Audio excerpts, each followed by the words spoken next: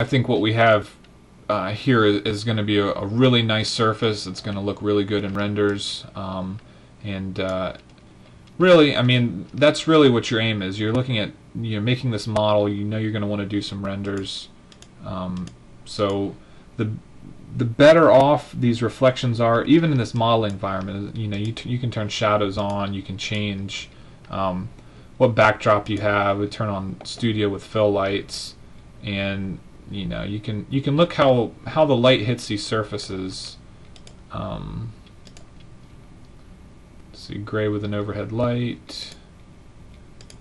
I usually prefer the studio room, and actually we can change the material of this and maybe get a better idea of some of these reflections as well. Most of these are set up as a high gloss plastic to start with. Depending on your settings, a lot of times I like to use car paint. Like a black car paint will really show nice, even a white car paint. Some of these other ones, they might not show up real great in the modeling environment, but when you render them they might be nice.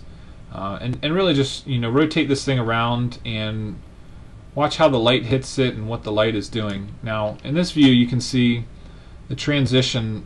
The light goes across these surfaces, and it's fairly consistent. We don't have a big jump between the two. As we rotate this around, watch the light go across the seam here.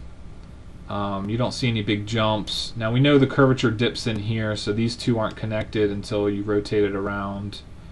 But I mean, these are big things that you need to look for if you're really serious about making these, these nice surfaces. I'm going to go ahead and change that color back. And let's try some of these other environments. Ambient white. Yeah.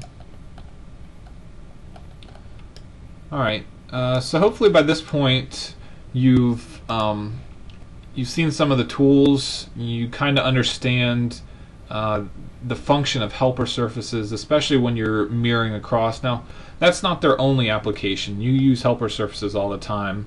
A lot of times you really need them there to drive the geometry. If you just try to do all this without helper surfaces, the results might not be, they might not be up to whatever standards you want to hit. Your reflections across these two probably wouldn't be very good if you didn't use the equal curvature on your splines and things like that. So certainly as you're modeling these things, I know getting to this point seems like it took a while, but you could sit down and you could knock all this out in a couple minutes realistically.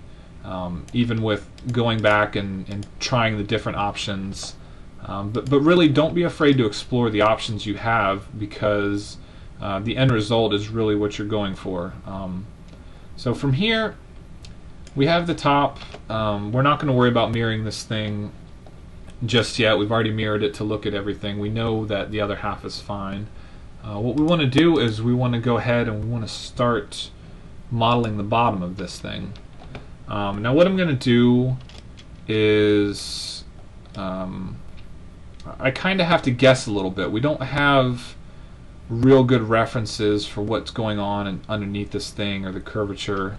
So what I'm going to do is on this right plane, I'm going to go ahead and same thing we did at the top. I'm going to draw a line, but you might notice that at this point where we made that plane, the bottom actually has some curvature starting. Now that is definitely going to cause us some problems if we try to bring this line up and we try to use the same methods we used before.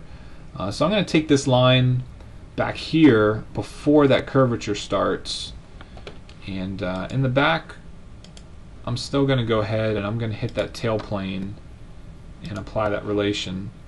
But up front I'm just going to give it a dimension.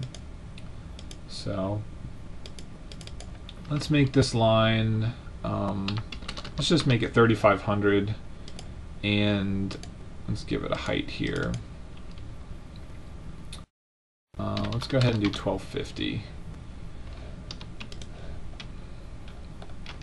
Alright, and go ahead and hide that blueprint and look at what we have. Alright, so what I want to do on that tail plane, I'm going to go ahead, I'm going to draw another spline going from there to there.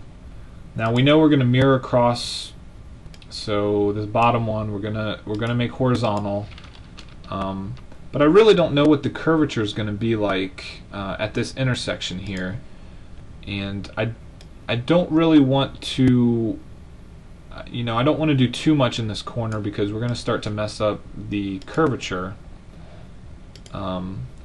So you can see here we don't have a lot of height, but we have a lot of distance in this direction, so the curvature combs are going to make pretty drastic changes out here near the edge.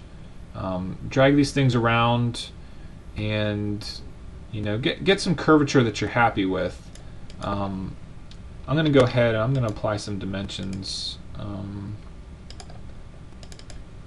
Let's give that a 350. We're going to want a nice flat bottom, and we're going to be able to apply let's say 250 to that, and then let's go ahead and add a construction line. I'm just going to make it vertical. You can make it horizontal. These construction lines, I mean, they're there to help drive your curves. It's a really good idea for you to define curves, especially if you're trying to match geometry from one spline to another. You're going to know that, hey, I've got this spline handle is 48 degrees off vertical, and the weight is 250. So you can match that, on another plane at another end of the sketch. And one thing you'll notice, I didn't turn curvature combs off on this, and they're still visible, which it can kind of get annoying. So unless you really need them there, I would turn them off before you exit the sketch. Now up front here, remember from our side view, let's turn that back on, our curvature started to change right there. What I'm actually going to do is I'm going to go ahead and I'm going to try something here. I'm going to make a boundary surface. I'm going to go with that for direction 1 and this for direction 2. Now direction 2, I also am going to select this edge. Now the reason I'm doing that is because I want to make sure these two surfaces are touching, because I'm going to knit them later. I don't want any gaps. But what you notice that's done is it's actually it's tried to to bring the line up here. Now I can drag this around. I don't need to use the whole line. I don't need to use this whole line either. I can drag these to wherever I want. But the issue in doing that is this is a very, very defined line. We gave it a dimension. We know where we want it to end. And this right here, it could potentially mess up the surrounding surfaces, because when you drag this down here, you're looking at these horizontal lines, and you can see back here they make a slow transition. We don't want to use that edge to drive the surrounding surfaces.